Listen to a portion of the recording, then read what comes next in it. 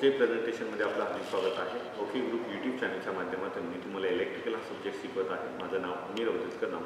आज मी प्रॅक्टिकलच्या लाईव्ह व्हिडिओमध्ये 5वी व्हिडिओ तुमच्यासमोर प्रदर्शित करत आहे, जिचं नाव आहे सिरीज पॅरलल टेस्टिंग बोर्डच्या टेस्टिंग्स.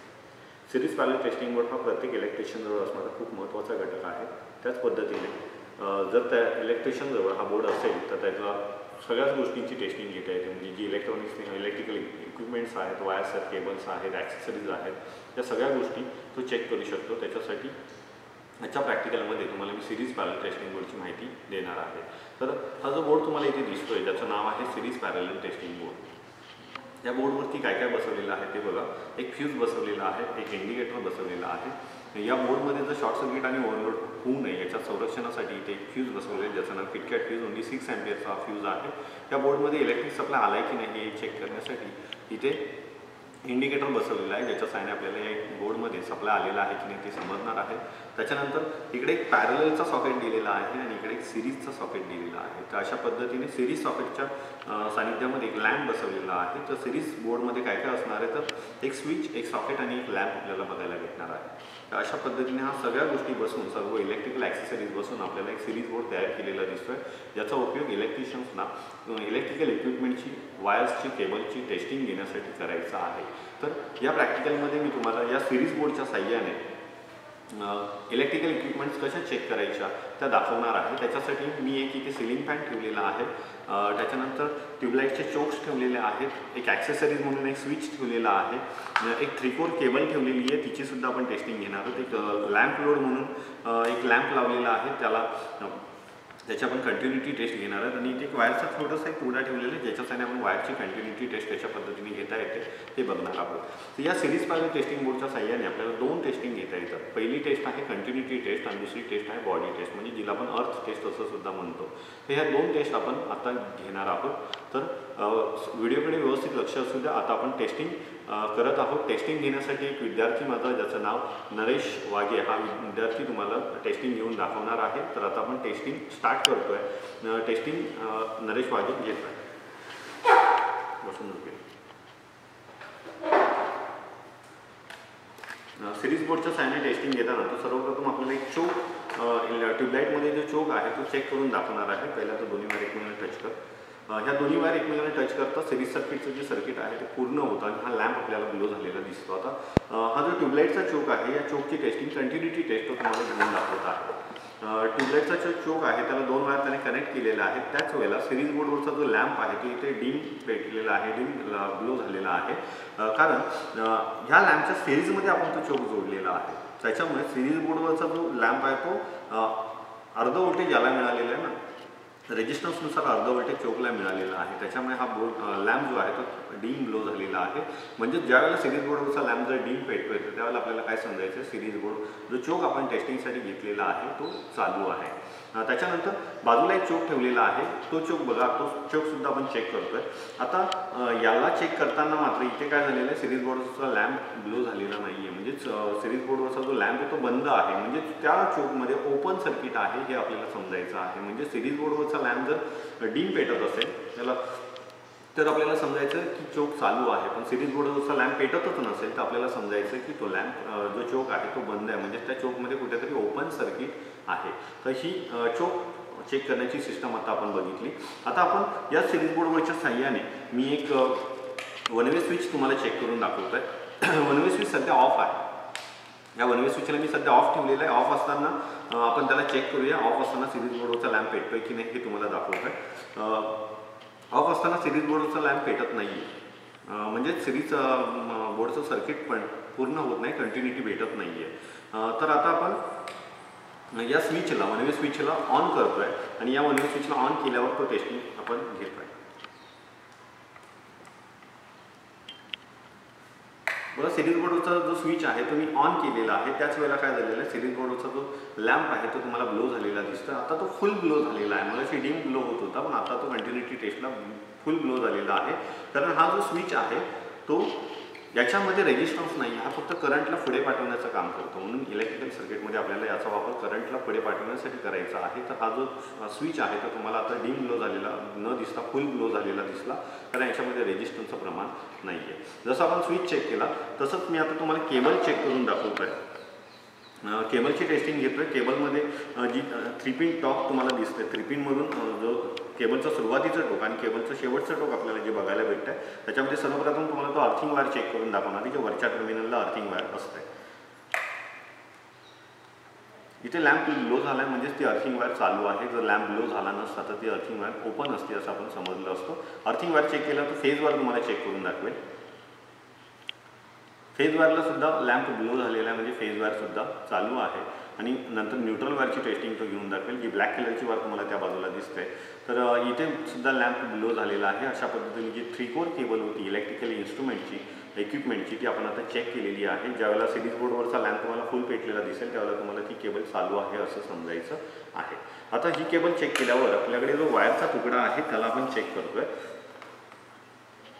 आपण सिरीज बोर्डच्या साहाय्याने वायरसुद्धा चेक करू शकतो. वायर चेक करताना सुद्धा तुम्हाला जो लॅम्प पेटलेला दिसतो तो लॅम्प फुल पेटलेला दिसतं, कारण त्याच्यामध्ये सुद्धा रेजिस्टन्स नाही आहे. करंट एका ठिकाणून दुसऱ्या ठिकाणी पाठवायचं असेल तर आपल्याला वायरचा वापर करायचा आहे.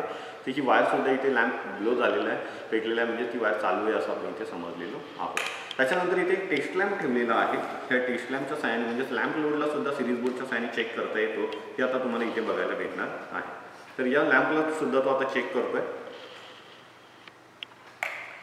बघा, लॅम्पला सप्लाय देताच दोन्ही लॅम्प डिम पेटलेले दिसतात तुम्हाला. दोन्ही लॅम्प डिम पेटलेले दिसतात, म्हणजेच रेजिस्टन्स दोघांनी वाटून घेतलेला आहे. जो व्होल्टेज दिला होता तो त्यांच्या रेजिस्टन्सच्या कॅपॅसिटीनुसार त्यांनी दोघांनी व्होल्टेज घेतलेला आहे. म्हणून सिरीज बोर्डवरचा लॅम्प जर तुम्हाला कधी डिम पेटलेला दिसला तर तुम्ही समजू शकता की जो लॅम्प तुम्ही चेक करायला घेतला आहे तो चालू आहे. आता हा लॅम्पसुद्धा तुम्हाला पेटलेला दिसतो, पण याच्याऐवजी जर हीटर, इस्त्री वगैरे असेल, शेगडी वगैरे असेल तर तिची कॉईल तुम्हाला पेटलेली दिसणार नाही आहे. त्यावेळेला तुम्हाला या बोर्डचं निरीक्षण करून ते चेक करायचं आहे.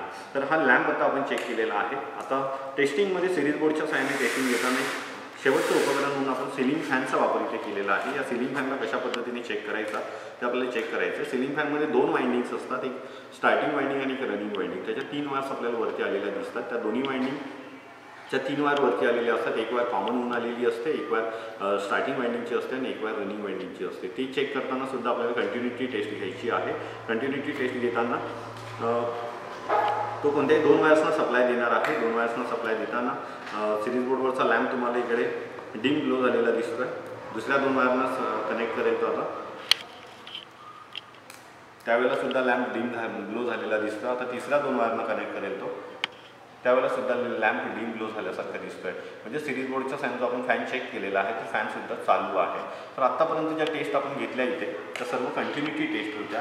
कंटिन्युटी टेस्ट म्हणजे एखाद्या वस्तूची तुम्हाला अखंडता तपासायची आहे. त्या वस्तूला, ज्या वस्तूला 2 टर्मिनल्स असतात, त्या 2 टर्मिनल्समध्ये इलेक्ट्रिकल सप्लाय व्यवस्थित राहतोय की नाही हे चेक करण्यासाठी आपल्याला कंटिन्युटी टेस्टचा वापर करायचा आहे. आता ही टेस्ट झाल्यावरती आपण या चोकची बॉडी टेस्ट घेणार आहोत. तर बॉडी टेस्ट म्हणजे त्या बॉडीमध्ये चोकच्या आतमध्ये बसवलेली जी वाइंडिंग आहे ती बॉडीला टच झाली त्या बॉडीमध्ये करंट येणार आहे.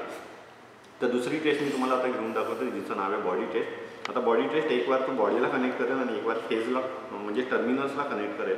आणि आता तो बॉडी टेस्ट घेणार आहे. बघा, लॅम्प ब्लो झालेला दिसत नाही आहे, म्हणजेच या बॉडीमध्ये करंट नाही आहे. जर लॅम्प ब्लो झाला असता आत्ता तर आपण समजलं असतं की बॉडीमध्ये करंट आहे, म्हणजेच ही वाइंडिंग ओके आहे. जशी आपण याची बॉडी टेस्ट घेतली तशीच आता सिलिंग फॅनची सुद्धा बॉडी टेस्ट घेतोय. या सिलिंग फॅनमध्ये ज्या 3 वायर्स आहेत, 3 वायर्स, एक वायर तो बॉडीला टच करणार आहे आणि एक वायर तो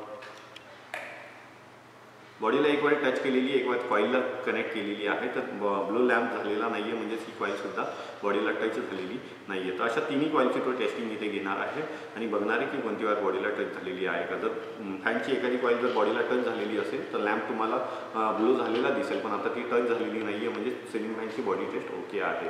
तर अशा पद्धतीने आपण सिरीज बोर्डचा जो काही फायदा होता तो आता इथे जाणून घेतलेला आहे. त्याच पद्धतीने आपल्याकडे एक बोर्ड ठेवलेला आहे बाजूला हाऊस कनेक्शनचा.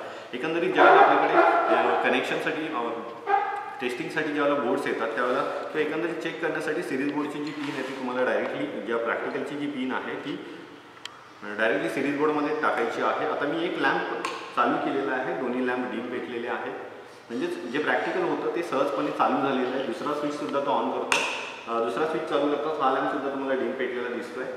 तो तिसरा स्विच ऑन करतो आहे त्यावेळेला सुद्धा तो लॅम्पसुद्धा तुम्हाला डीम पेटलेला दिसतं, म्हणजे जी वायरिंगचं कनेक्शन केलेलं आहे ते व्यवस्थित आहे. तर असं सिरीज बोर्डच्या साईडने तुम्ही टेस्टिंग घेता.